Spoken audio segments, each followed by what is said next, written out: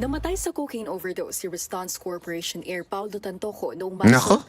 Iyan ang resulta ng toxicology report nito ayon sa Los Angeles County Coroner's Office. Nako po. So una munang establish natin ha. Ito po ay meron na pong findings ang kapulisan sa LA. So hindi po ito chismis, hindi po ito gawa-gawa. Ito po ay nangyari talaga. Ayon sa Hollywood LA News, kasama si Tantoco sa entourage ni First Lady Naku Liza po, patay tayo dyan. Nakipagdiwang nito ang Manila International Film Kasama. sa Ito ha, literal. Ito po ay official function of the First Lady of our country na si Liza Marcos. Official po ito. Kaya dapat talagang magpaliwanag. Hindi po ito private, hindi po ito personal na lakad, ito po official. O, linawin natin kasi naalala ninyo, di ba? Si Aling Claire, inaano si VP Sara Duterte, na back to you. Bakit to, kanyo? Ito mismo, hindi lang personal, ito talaga'y official. At official din, ibig sabihin, dokumentado na kasama po itong si Tantoco.